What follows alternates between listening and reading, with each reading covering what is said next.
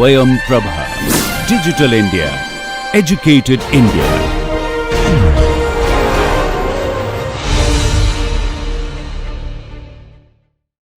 Namaskar.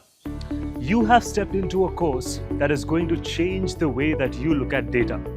Not just how you analyze it, but also how you communicate it. My name is Nivid Desai. I serve as the Program Executive at Writing Studio IIT Gandhinagar. Welcome to Writing for Data Science. This course is at the intersection of analysis and communication. As all of us know, data analysis is not just about coding and models. It is about solving real-world problems. And that is exactly why every single thought that goes into solving those problems needs to be communicated. And not just to one audience, across multiple stakeholders. That is where this course comes in. This course prepares you with the foundations of writing, especially curated for data science. We will discuss audience analysis, critical thinking, logical reasoning, as well as storytelling that is native to data science. So join me on a journey at the intersection of numbers and narratives. I'll see you in class.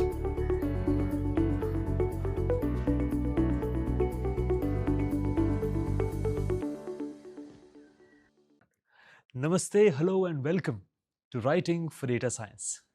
My name is Nivid Desai and we are on a journey to explore the interesting intersections between numbers and narratives. Since the last lecture, we have begun exploring an entirely new topic, a new module, audience analysis.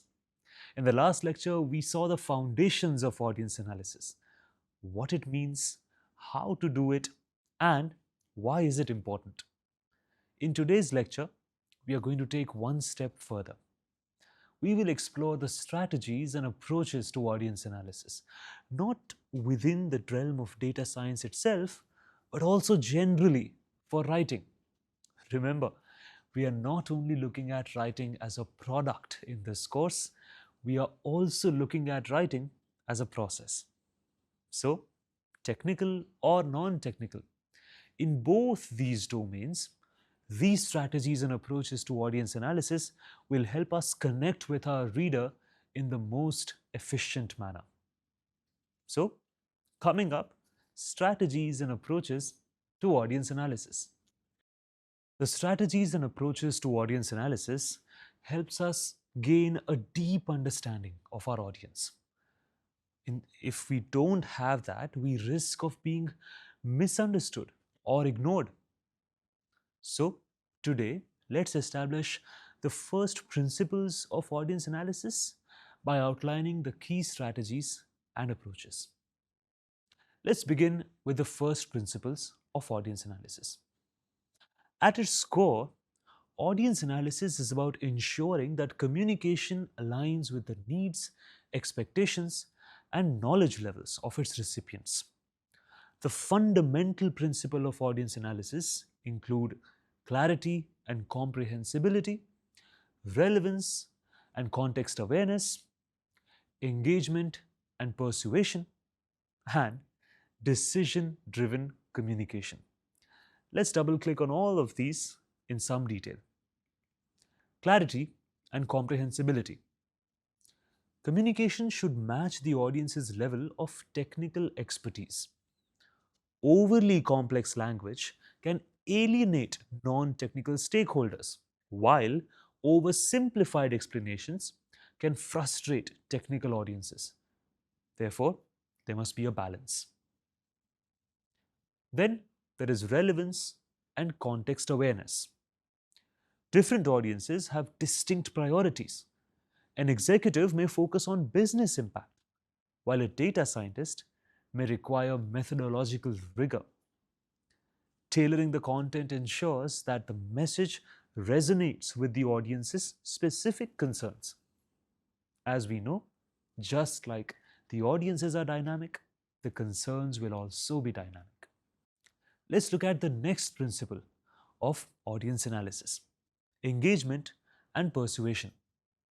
Storytelling, data visualization, and rhetorical strategies enhance audience engagement. Addressing audience-specific challenges fosters buy-in and actionable decision making. This helps us connect with the audience further and ensure a certain conversion ratio. It also helps us retain attention and engagement with our writing. All of this is to lead towards the last principle, decision driven communication. The end goal of most data communication is to inform or persuade decision makers. Effective audience analysis ensures that the message supports efficient and well informed decision making. So, the rigor of the analysis should also be strong, just as much as the rigor of the communication. So, how to do it? Let's now dive into some strategies for audience analysis. A structured approach to audience analysis involves systematically evaluating audience needs, adjusting communication styles, and selecting appropriate delivery methods. We've discussed about this in the last lecture as well. Identifying the audience, assessing audience needs and expectations, segmenting audiences, and tailoring the messages. These are the strategies that we are going to discuss in today's lecture. Let's first look at identifying the audience. What kind of strategies can we use to identify our audiences? The first step in audience analysis is determining who will receive the communication. A useful approach is to classify audiences based on some criteria. For example, technical proficiency. I have been asking you to trust your gut instinct to judge somebody as being technical or non-technical. Is the audience composed of data scientists, general business professionals, or external stakeholders? These kinds of categorization will help us determine the technical density of our communication. Then, decision-making authority. Are the executives making strategic decisions, middle managers implementing policies, or operational staff needing practical guidance? These levels of decision making will also help us regulate our message. Then, engagement level. Are there primary stakeholders directly affected by the findings or secondary stakeholders with indirect interests? All of these strategies, all of these categories will help us identify who the audience is. Let's move on now to the second strategy, assessing audience needs and expectations. To ensure relevance, communicators must determine what the audience already knows. What is their current pool of knowledge on which further knowledge can be built? Avoid redundancy for experts, but provide necessary background for non-specialists. Like I said, there has to be a balance. Here's how to determine what the audience needs to know. We can identify the information that is most crucial for decision making. If our audiences are decision makers, then the insight that leads to decision making will be the most crucial for them. If you want to estimate how the audience prefers to receive information, here's a little heuristic. Executives may prefer dashboards and summaries, while data scientists may require detailed technical reports. Here's another tip. Conducting informal surveys, stakeholder interviews, or analyzing past communication and interactions can provide valuable insights into audience expectations. If there is a tradition, if there is a convention in your organization, try to explore that and see if your message can fit within those criteria. Next, let's look at the strategy of segmenting audiences and tailoring messages. Once the audience is identified, segmentation allows for message customization. Executives and business leaders, they require clear, high-level summaries with actionable insights. So, bullet points, financial projections, and risk assessments are really effective for this bunch of audience. Then, data scientists and engineers might require details on methodologies, assumptions, and technical limitations. So, for them, transparent documentations, equations, and code snippets are valuable. Let's look at another audience segment: marketing, sales, and operation teams. They would need insights that relate directly to customer behavior and business impact. So, for them, simplified visualizations and trend summaries work the best. Adapting the language, the tone, and depth of communication ensures maximum comprehension and engagement.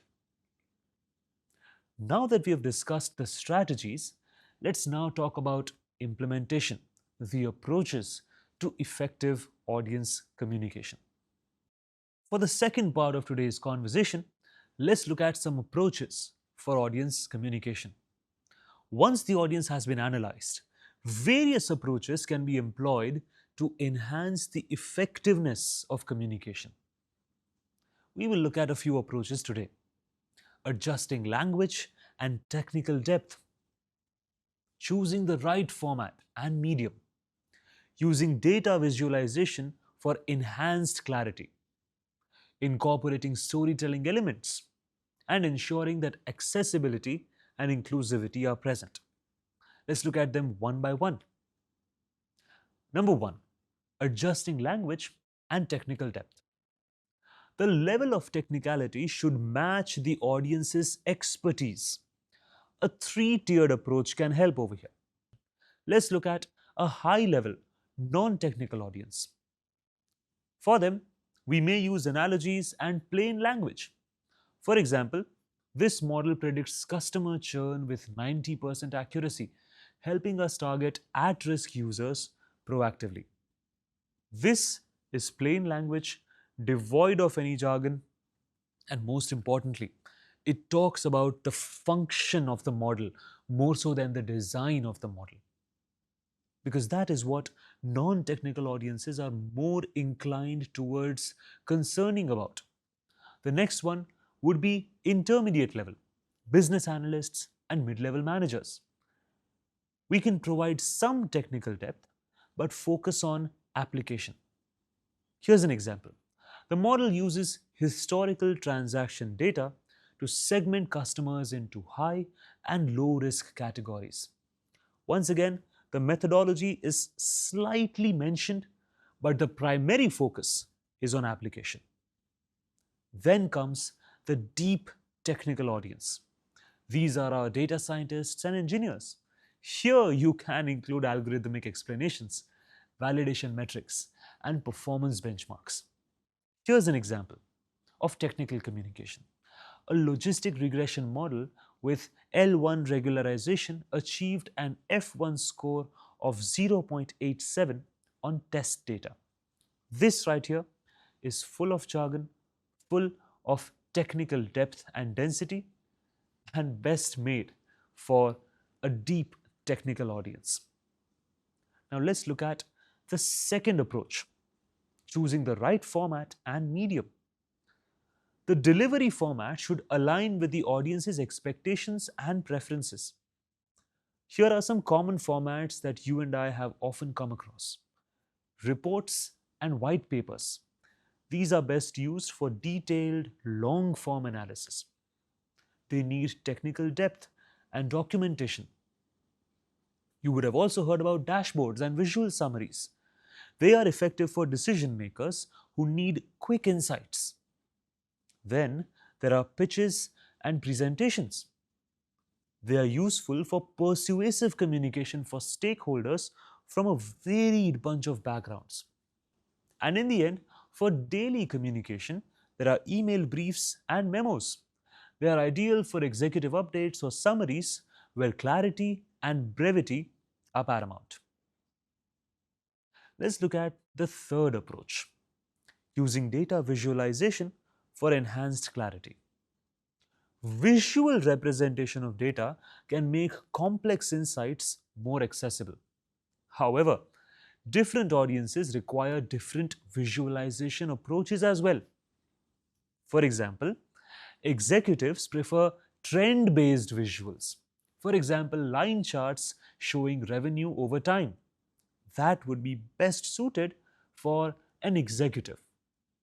On the other hand, data scientists benefit from detailed scatter plots or model performance comparisons. Marketing, marketing and sales teams respond well to customer segmentation pie charts and heat maps. Ensuring that each visualization has a clear title, clear annotation, and takeaway message prevents any kind of misinterpretation. Let's look at the next approach, incorporating storytelling elements. As we all know, storytelling enhances engagement by structuring insight into a narrative format. A common storytelling approach, for example, follows the problem, solution, impact structure. Problem may be defining the business challenge or question. Solution would present the data driven insights and recommendations. And the impact would explain how implementing the findings will lead to beneficial outcomes. This structure ensures that even technical audiences remain engaged by seeing the broader significance of the analysis. This is not about drawing fictional fantasy stories. This is about employing narrative coherence while designing our message. And in the end, let's talk about ensuring accessibility and inclusivity. Communication should be designed to be inclusive, ensuring that individuals with diverse backgrounds can engage with the material. Here are some strategies that can help us make our communication more inclusive. First of all, avoid excessive jargon and acronyms. Acronyms are tricky territory. Think of it this way. If I tell you NASA or NATO or ISRO, you would know what I'm talking about because they are general purpose acronyms. However, with each deeper level of technical communication, acronyms can have their own meanings within said contexts. For example, CBI can mean both Central Bank of India and Central Bureau of Investigation. If I use CBI in one meaning and you understand it in a different meaning, that may create confusion. So, either use acronyms really cautiously or try to explain them. Every time that you introduce a new acronym, use the full form so that the audience knows what to expect when that certain acronym is being used. Then you can provide alternate formats such as written transcripts for video presentations or memos for PPT presentations. You can also ensure color accessibility in visualizations to accommodate colorblind individuals. These are some strategies to make our communication as inclusive and as accommodating as possible. In the end, I would like to emphasize once again that audience analysis strategies and approaches allow professionals to tailor their messaging for maximum clarity, relevance, and impact. These strategies and approaches include identifying the audience, assessing their needs, segmenting the messages appropriately, and then choosing the right communication formats. Ensuring this entire series of mindful, intentional practice helps insights lead to meaningful action. As conscious communicators, we must remember that audience analysis, adjusted technical depth, strategic visualizations, and storytelling enhances engagement and facilitates decision making across a diverse range of stakeholders. And that is what we are here for, to become dynamic communicators who can adjust our messages based on the requirements of different audiences. That was it from my end for the strategies and approaches to audience analysis. In the next lecture, we will keep exploring the different components of audience analysis in much better depth. Until then, stay curious and keep learning. Thank you so much for joining me today. Namaskar.